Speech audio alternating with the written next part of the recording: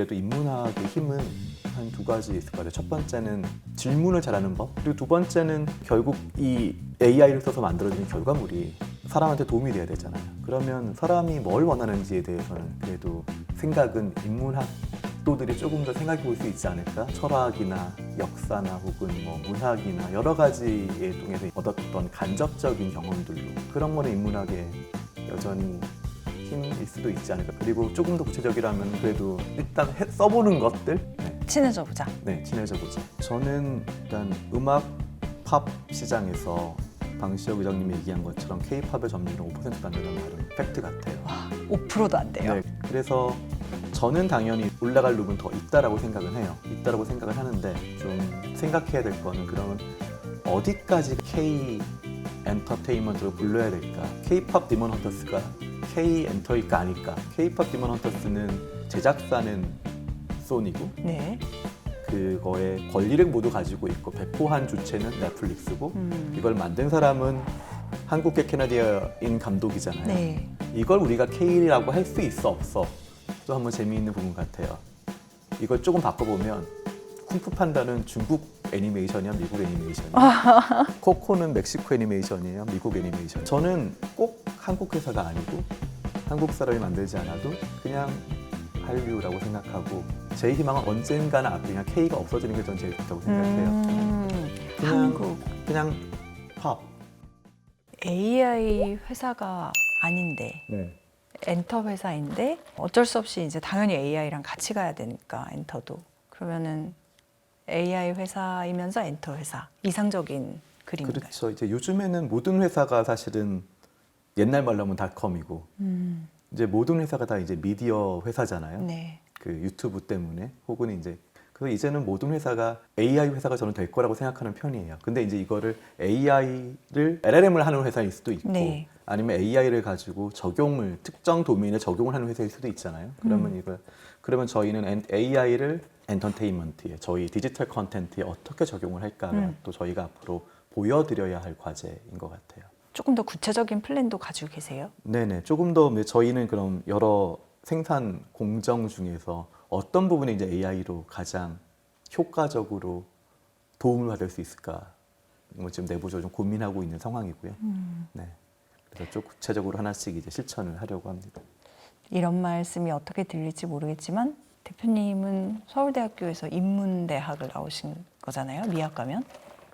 그러면 아무리 엔터 쪽에 몸담고 뭐 게임 회사에서도 계셨던 걸로 알고 있고 하긴 하지만 공대생이 아니고 AI에 대해서 이 풀어가시고 앞으로 따라가신다는 게 인문학과 AI는 좋게 말하면 상보적인 거고 나쁘게 말하면 인문학도가 문송합니다가 AI를 쫓아가기는 사실 이게 너무 어려운 일이 너무 부담되는 일일 수도 있거든요. 네네. 저의 경험으로 비춰봐도 그렇고 안 맞잖아요, 좀 두 개가. 그런 게 없지 않죠. 네. 그런 챌린지를 대표님도 느끼시는지 네. 그리고 인문학교가 그러면 AI 시대에 어떻게 살아남아야 된다고 생각하시는지 그런 고민을 해보셨을 거잖아요. 그러게요. 인문학 교수님들이 어떻게 살아남으실지 참 고민이 되긴 하는데요. 그냥 조금 좀 넓게 말하면 모든 패턴 같아요. 사실 인문학도 문이란 자체가 원래 문의에서 나온 거잖아요. 맞아요. 그렇다고. 네. 그리고 결국에는 요즘에 그 LLM도 사실은 좀 패턴을 찾아가는 과정. 그래서 프로버빌리티가 높은 거를 계속 이렇게 붙여주는 그런 과정이라고 생각이 들어요. 그래서 제가 생각하기에 그래도 인문학의 힘은 한 두 가지 있을 것 같아요. 첫 번째는 질문을 잘하는 법. 늘 말하더라고요. 네. 챗GPT나 뭐 이런 거 질문을 쓸 잘하는 때도 법. 어떻게 하면 프롬프트를 잘 할 수 있을까? 정교하게 만들 수 있을까? 저는 항상 궁금했는데 사실 프롬프트 뭐 미국에 사시니까 프롬프트가 질문이라고 번역되는 게 조금 정확하게 1대1 대응이 되나? 1대1은 아닌 아니죠. 것 같아요. 네, 프롬프트는 사실은 방송에서 이렇게 밑에 나오는 것도 프롬프트잖아요. 네. 그래서 그러니까 기존에는 결국에는 이제 나의 말로 기계를 소프트웨어로 움직인다고 생각하면 좀 편하지 않을까요? 그러니까 내가 요청을 인간의 하거나 언어로, 네, 내가 요청을 할 때 답이 오는 요구를 거니까. 하거나, 그러면 그쵸. 요청을 어떻게 하냐에 하느냐. 따라서 맞아요. 그렇게 하면 좀 더 잘 이해가 그 되네요. 질문을 프롬프트를 얼마나, 그러니까 기자님이 얼마나 인터뷰 받는 사람한테 질문을 하냐에 따라서 나오는 답이 다를 수 있잖아요. 네, 저는 그렇게 일단 이해하는 편이고요. 그리고 두 번째는 결국 이 AI를 써서 만들어지는 결과물이 사람한테 도움이 돼야 되잖아요. 그런 말씀하셨 아까 대중성 얘기를 하셨지만 그러면 사람이 뭘 원하는지에 대해서는 그래도 생각은 인문학도들이 조금 더 생각해 볼 수 있지 않을까? 그게 어떤 철학이나 역사나 혹은 뭐 문학이나 여러 가지에 통해서 이제 얻었던 간접적인 경험들로 또 내가 현실에 살고 있는 친구들뿐만 아니라 그런 거는 인문학의 여전히 힘일 수도 있지 않을까 생각을 해요. 그리고 조금 더 구체적이라면 그래도 일단 써보는 것들, 네, 뭐 그러게 챗GPT나 구글 제머나이나 뭐 클로드나 일단 많이 써보는 게 더 중요할 것 같아요. 제가 아마 인문학을 전공한 대학생이 저한테 물어본다면 일단 겁나지 말고 일단 써보자. 네, 친해져 보자. 네, 친해져 보자. 그러니까 인문학 전공자라고 해서 AI에 대한 두려움은 가질 필요는 없고 네네. 자연스럽게 잘 같이 공생할 수 있는 방법이 있을 테니 네네. 그거를 이제 즐기듯 따라가 보면 된다. 뭐 이런 느낌 정도로 네네. 이해하면 될까요? 여쭤보고 싶었거든요. 저도 인문학 전공자로서. 그러게요. 이 질문도 사실 꼭 드려보고 싶었는데 K 엔터테인먼트가 약간 피크아웃 우려도 있잖아요. 사실 나올만 하죠. 왜냐면 이렇게까지 클 줄 몰랐다라는 반응도 많으니까요. 네네. 근데 개인적으로는 어떻게 전망하고 계세요? 또는 세계를 돌아다니시면서 봤을 때 아직도 뭐 멀었다라고 방시혁 의장님은 말씀하셨다고 들었는데 저는 일단 음악 팝 시장에서 방시혁 의장님이 얘기한 것처럼 K-팝의 점유율은 5%도 안 되는 말은 팩트 같아요. 와, 5%도 안 돼요. 네, 뭐 제가 정확한 숫자는 기억이 안 나지만 어쨌든 10% 저도 언더였을 것 그렇게 같아요. 기억했어요. 네. 한 자릿수. 네. 4% 뭐. 그래서 저는 당연히 올라갈 룸은 더 있다라고 생각은 해요. 있다라고 생각은 하는데 약간 좀 생각해야 될 거는 그러면 어디까지가 이제 K 엔터테인먼트로 불러야 될까? 그러니까 지금 뭐 이를테면 K-팝 디먼 헌터스가 K 엔터일까 아닐까? 좋은 질문이네요. 네, K-팝 디먼 헌터스는 제작사는 소니고 네. 그거의 권리를 모두 가지고 있고 배포한 주체는 넷플릭스고 이걸 만든 사람은 한국계 캐나디아인 감독이잖아요. 네. 이걸 우리가 K라고 할 수 있어 없어? 또 한번 재미있는 부분 같아요. 이걸 조금 바꿔보면 쿵푸 판다는 중국 애니메이션이야, 미국 애니메이션이야? 그러게요. 코코는 멕시코 애니메이션이에요, 미국 애니메이션이에요? 이런 네. 질문이랑 바꿔볼 수 있을 것 같아요. 제가 너무 좋아하는 코코. 그렇네요. 그렇지만 어쨌든 내용적으로는 그걸 통해서 멕시코의 어떤 그런 전래의 동화같이 그걸 알게 됐으니까 네네. 저는 코코를 보면서 그 생각했거든요. 우리나라의 장화홍련전이나 심청전도 저렇게 만들어주면 좋겠다. 옛날에 뮬란 보면서 그런 네네. 생각했었어요. 근데 저는 꼭 한국 회사가 아니고 한국 사람이 만들지 않아도 그냥 한류라고 생각하고 제 희망은 언젠가는 앞에 그냥 K가 없어지는 게 전 제일 좋다고 생각해요. 한국 그냥 팝. 팝의 한 장르? 사실 라틴 팝이라고 잘 안 하잖아요. 네. 그냥 라틴 음악은 이제 그냥 팝이잖아요. 그래서 저는 어느 순간 좀 그럴 때가 오지 않을까라고 생각을 기대하고 있는 편이긴 하고요. 그리고 K-팝 데몬 헌터스처럼 약간 좀 디아스포라 한국인이 참여하는 그런 글로벌한 프로젝트가 좀 더 많아지지 않을까? 이제 그런 것들이 너무 많아지고 잘 되면 한국에 기반을 한 엔터테인먼트 기업들의 주가에는 영향을 미칠 수는 있겠죠. 그리고 넷플릭스가 너무너무 잘 되고 있지만 넷플릭스의 드라마를 제공한 회사들은 수익률이 높진 않잖아요. 왜냐하면 그들은 제작비에 약간 플러스를 더 받을 뿐 2차 저작권의 권리가 모두 넷플릭스로 가버리기 네. 때문에 결국 업사이드가 안 나오기 때문에 저는 드라마 제작사들이나 영화 제작사들이 과거에 비해서 힘든 거라고 생각하거든요. 그러면 이제 어떻게 살 길을 찾을까가 되게 좀 궁금한 부분인 것 같아요. 그리고 또 넷플릭스가 이렇게 주도적인 위치를 차지하고 있으면 넷플릭스 입장에서는 이 컷을 점점 줄일 거잖아요. 내가 독점적 지휘자인데. 그렇죠. 그럴 때 이제 어떻게 해야 될까? 뭐 이런 고민들이 이제 점점 많아질 것 같아요. 특히 그래서 음악 시장과 또 이 드라마 시장도 될 것 같고 이제는 또 영화라는 극장에 간다는 리추얼 자체가 이제 과거의 것이 돼버렸을 때 그러면 이제 영화를 만드는 회사들이 이제 어떻게 판로를 찾아야 될까? 극장 회사인 뭐 CGV나 뭐 롯데시네마와 어디죠? 이렇게 메가박스가 이제 한 회사잖아요. 이제 그들도 중요하지만 또 거기와 그 에코시스템에 있는 밸류 체인에 있는 회사들은 어떻게 해야 될까? 네, 팝콘 파는 회사도 네, 뭐 그렇죠. 사실 있을 수 순이익은 팝콘으로 냈지만, 네. 참 재미있는 문제네요. 근데 말씀하신 대로 K가 없어진다 하면은 캐대언 같은 그런 거는 굉장히 바람직한 변화의 일종인 거고. 근데 저는 그런 프로젝트가 더 많이 생기면 좋겠다라고 믿는 편이에요. 그런데 네. 거기에서 아까 말씀하신 그 넷플릭스가 컷을 계속 줄여서 우리가 그걸 통해서 받는 이익을 줄여갈 때는 그러면 플랫폼을 만드는 뭐 사업을 그렇다고 대항해서 시작할 수 있는 건 아니니까. 그런 이제 뭐 소버린 플랫폼 얘기를 하시는 분들도 당연히 생기겠죠. 그리고 실제로 이제 소버린 플랫폼 그 티빙이나 뭐 쿠팡이 조금 더 커지면 뭐 충분히 노력해 볼 수 있을 것 같아요. 혹은 그런 직접 넷플릭스와의 1대1이 어려우면 뭐 그들이 이제 해외 미국에 있는 다른 OTT들 뭐 그게 뭐 디즈니 플러스든 혹은 뭐 다른 HBO든 이들과 또 연합을 통해서 할 수 있는 방법도 있을 것 같고요. 그런 좀 강한 넷플릭스에 좀 이렇게 대항이라고 해야 되나요? 넷플릭스에 또 버금갈 수 있는 걸 또 무언가를 만들어야 되겠죠. 그런 뭐 플랫폼을 통해서 참여를 하던 혹은 다른 사업 기회를 만드는 것도 또 그런 다른 드라마나 영화를 제작하는 업체들, 컨텐츠를 생산하는 업체들이 또 고민해봐야 되는 부분 같아요. 그런 점에서 사실 고민이 많으시죠. 계속 그렇죠. 저희도 어쨌든 유튜브와 넷플릭스 때문에 지금까지 왔긴 했지만 유튜브와 넷플릭스의 의존도가 또 너무 커진다는 것도 회사적으로는 또 리스크가 될 수 있는 분야이기 때문에 저희도 그럼 이제 어떻게 수익원을 조금 더 다양화할까? 또 되게 고민이 필요한 부분이죠. 요즘 유튜브 하시는 분들이 뭐 개인으로서도 너무 많으니까 유튜브 네. 조회수에서 얻어지는 수익을 보면 네. 느껴지시는 바가 있어요. 그래서 뭐 유튜브가 저희는 어찌 보면 돈을 벌면서 마케팅할 수 있는 채널이잖아요. 그래서 저희는 되게 유튜브 고마운 게 많죠. 고마운 게 많지만 또 회사적으로 볼 때는 너무나 또 특정 매출액이 많은 부분이 어떤 한 곳에만 의존을 하면 불안할 수 불안해하고 또 투자자들이 그런 걸 또 가장 염려할 수 있는 부분이기 때문에 거기에 대해서도 저희도 다른 방법, 또 다른 수익원의 발굴은 필요한 것 같습니다.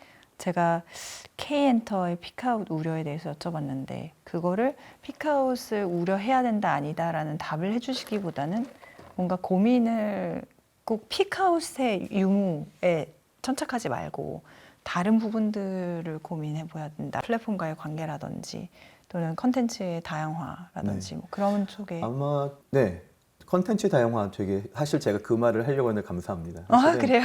가장 염려되는 거는 그 결국에는 그 너무나 기존의 플레이북 따라가는 게 제일 위험한 것 같아요. 이런 콘텐츠가 먹혔으니까 또 이 유사한 걸 한번 해보자. 사실 뭐 K-팝 디몬 헌터스가 잘 됐으니까 K-팝에 또 다른 걸 살짝 섞어서 해보자. 이런 게 어찌 보면 가장 안전해 보이는 선택이지만 어찌 보면 가장 팬들은 싫어할 수 있는 너무너무 비슷한 것들이 계속 양산되면 그래서 말씀하신 것처럼 조금 더 다양한, 좀 더 새로운 것들과 어떤 접합들 조금 더 많이 필요한 것 같아요. 맞는 사례일지는 모르지만 아이돌 그룹에서 이제 점점 외국 멤버들이 많아지는 네. 것들도 저는 그러한 거의 하나라고 저는 보는 편이에요.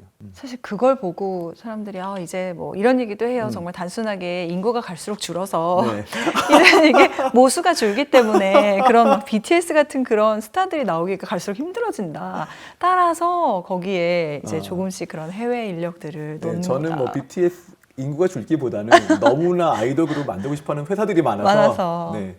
그러니까 다 모으면 BTS는 이제는 다 가서 다 다른 팀들의 센터를 하는 것 같아요. 그것도 맞는. 근데 오히려 그렇게 해외에서 나고 자란 인력들이 들어와서 어떤 네. K-팝의 스타로서 활동하는 거는 새로운 트렌드 자연스럽게 네네. 받아들일 수 어느 있는. 순간에는 그렇게 될 수도 있겠죠. 이수만 회장님이 일본에서 배워온 거로 아이돌 했던 것처럼 지금 뭐 리사가 이제 은퇴하면 그렇죠. 태국의 그런 회사를 리사 엔터테인먼트를 만들 수도 만들어서. 있고 거기서 또 태국의 블랙핑크를 만들 수 있는 건 그럴 수도 있잖아요. 네. 그래서 이제 그렇게 가면 이제 조금 더 확산이 되는 거겠죠. 근데 이제 그런 거를 또 이제 뭐 투자와 연결하려면 이제 어느 누가 이제 해외로 나갈까 이런 회사 어떻게 일찍 투자할까 뭐 이런 것들 고민해야 될 수도 있겠죠. 더 핑크퐁 컴퍼니를 K 엔터테인먼트로 포함시켜 보는 그런 시각은 어떻게 생각하세요? 저는 뭐 한국 회사이고 그리고 거의 일하는 사람들 저를 포함해서 거의 다 한국인이기 때문에 K 엔터테인먼트로 충분히 포함될 수 있다라고도 생각하고요. 반면 좀 다르게 볼 수 있는 거는 보통 이제 한국이라는 어떤 특수성에 많이 K 한류가 방점을 찍었다면 저희는 그래도 좀 보편성 왜냐면 아이들 대상을 한 그렇죠. 컨텐츠니까 그러면서 조금 다를 수는 있다고 생각을 해요. 하지만 그래도 관점에 따라서 충분히 뭐 K 엔터테인먼트다. 그 K 엔터테인먼트가 보여줄 수 있는 가능성 중에 하나다라는 데는 크게 의견은 없습니다. 되게 특별하신 분을 특별한 시점에 모셨기 때문에 한 2가지 정도의 질문으로 열린 질문으로 마무리를 짓고 싶은데 1번은 주주가 되실 분들 또는 주주인 분들께 그래도 창업자 부사장님으로서 한 말씀 해주셨으면 좋겠다는 생각이 들고요. 미래의 주주를 포함해서 이걸 보고 또 관심을 가지는 분들이 있겠죠. 2번째는 AI와 인문학 얘기를 해주셨는데 미학과를 나오셔서 이렇게 성공한 사업가가 되신 분으로서 지금 K엔터 쪽에 진입을 꿈꾸고 있는 그런 후배들이 있을 수 있잖아요. 그런 친구들한테 격려를 해주실 수 있다면 내지는 앞으로는 이런 인재가 필요하다. 그런 얘기를 해주실 수 있다면 그래서 제2의 뭐 이승규 창업자님이 되고 싶다 이런 꿈을 가진 사람들한테 제가 아까 SM 엔터테인먼트 얘기를 했지만 엔터테인먼트가 비즈니스가 되는 거는 전 지속성이라고 생각을 해요. 그래서 핑크퐁 컴퍼니는 이제 베이비샥이 제일 유명하긴 하지만 뭐 그 다음에도 베베핀 등의 또 다른 이제 새로운 신규 IP를 계속 창출할 수 있는 컨텐츠 파워하우스로서의 역량을 갖췄다라고 생각을 하고요. 2번째는 최근에 좀 일본의 다른 방송 기존 레거시 미디어들 뭐 TBS와 이제 콜라보레이션을 통해서 새로운 컨텐츠도 개발을 하고 있어서 하는 것들. 그래서 좀 미국을 제외하고도 다른 나라, 뭐 일본이나 유럽이나 이런 메이저 플레이어들과의 합종 연행에 대해서도 열려져 있는 회사라는 것. 그리고 3번째는 뭐 저희의 지금 대표님이신 김민석 대표님이나 손동우 CTO 같은 2분 모두 뛰어난 엔지니어 출신이었기 때문에 AI의 적용에 있어서는 다른 엔터테인먼트 회사들보다 빨리 오히려 빨리 그리고 더 잘할 수 있는 가능성이 높다라는 게 공동 창업자로서 드리고 싶은